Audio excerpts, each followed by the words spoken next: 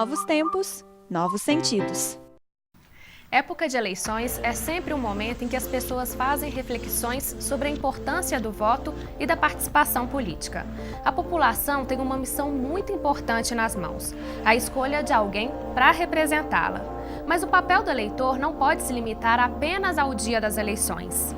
Cabe à população acompanhar e cobrar ações dos políticos eleitos. O voto não é a única forma de participação política. Existem várias outras maneiras. Mas será que as pessoas sabem a importância do voto? Sabem como ter uma participação política? Você cumpre o seu papel de cidadão? No programa de hoje, vamos conversar com a Ana Maria Rodrigues. Ela é especialista em ciências políticas e sociais e professora da PUC Minas. Professora, as pessoas estão preparadas para votar? Creio que sim. As pessoas hoje elas têm acesso a muita informação, elas podem obter outras, elas podem conversar com as pessoas. Eu acho que é interessante pensar que sim, que é possível e que votar é uma ação política muito importante, embora a ação política não se restrinja só ao dia da eleição. Mas a senhora acha que eles sabem dessa importância?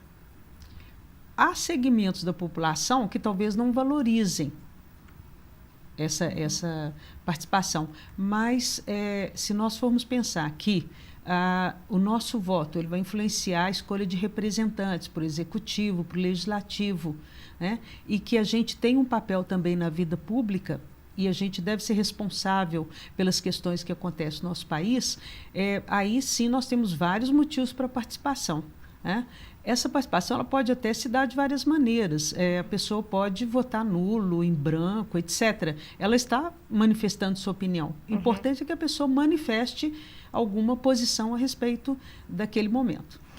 Dados do Tribunal Superior Eleitoral indicaram que esse ano houve uma queda de jovens que vão votar entre 16 e 17 anos. Caiu apenas 26% dos adolescentes tiraram o título de eleitor. Existe uma falta de interesse na vida política por parte desses jovens? Tem uma maneira de tentar trazê-los para a vida política, para se interessar pela vida política?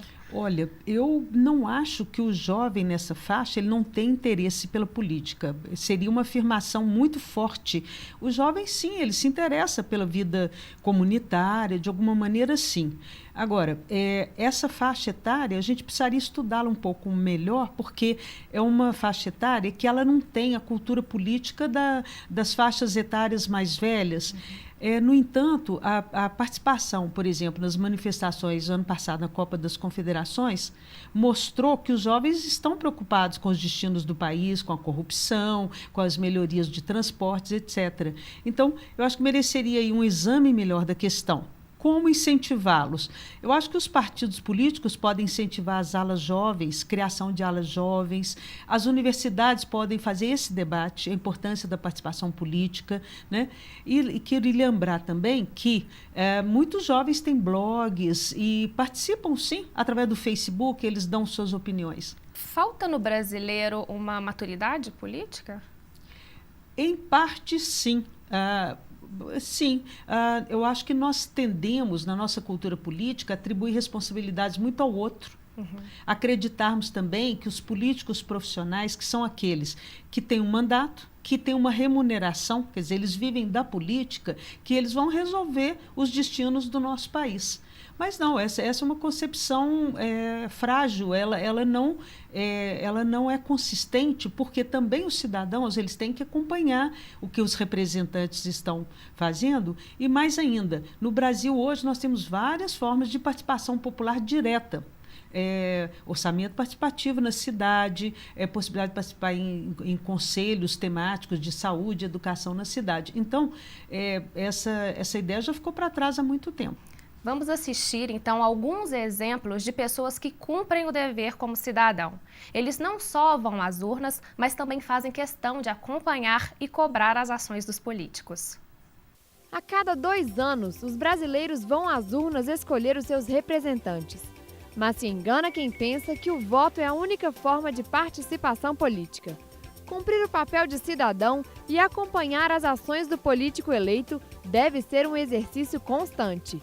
Giovanni Sanches, um jovem de 20 anos, faz o seu dever. Eu participo de um grupo de jovens, né, que é a Juventude Barreiro, que nós defendemos os posicionamentos políticos dos candidatos da nossa região, né, da região do Barreiro. Nós nos encontramos, né, todos os sábados, às 14h, né, um grupo bem grande, a gente discute todo tipo de posicionamento, de ideologia dos candidatos, das propostas das pessoas da nossa região e tentamos, né, nos enquadrar dentro daquilo que eles estão fazendo para poder, né, nos posicionar politicamente e realizar as cobranças que nós achamos necessárias. O grupo também ajuda as pessoas da região a entenderem seu papel na política. Começaram com um campeonato de futebol, para se aproximarem das pessoas e entenderem suas reivindicações para a região e para mostrarem possíveis maneiras de cobrança. A maioria das pessoas não tinham a mínima ideia do que fazer, que tinha a possibilidade dele estar cobrando alguém por melhorias, né, daquela situação que ele estava passando no momento. E foi isso que motivou o grupo, né, a poder estar se unificando e se fortalecendo em torno da participação política na sociedade. E o passo mais importante para a melhora da situação política do país está diretamente ligado ao cidadão. Esse detalhe, por exemplo, desses candidatos que não dão retorno à sociedade, poderia muito bem ser corrigido pela própria população, né, se ela fosse ativa politicamente e verificasse isso um pouco melhor. A participação dos eleitores deve estar além da obrigação de votar.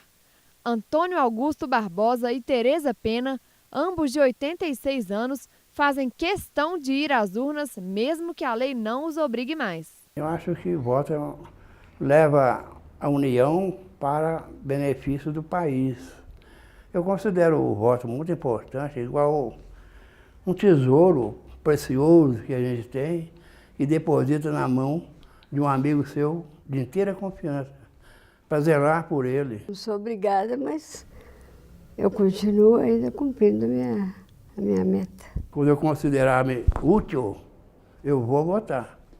Mesmo se eu tiver vivido 100 anos, por exemplo, estarei presente na época eleitoral. E assim, a cada 2 anos, eles se dirigem às suas sessões eleitorais, prontos para decidirem o futuro da sua cidade, do estado e do país. Uma pessoa que não vota, por exemplo, eu acho que não tem direito de reclamar se o governo é bom ou ruim, porque ele não participou, não integrou-se na necessidade no momento. Eu vou votar para cumprir meu dever. Não há uma maneira mais efetiva de cobrar de um político do que votando ou não votando nele.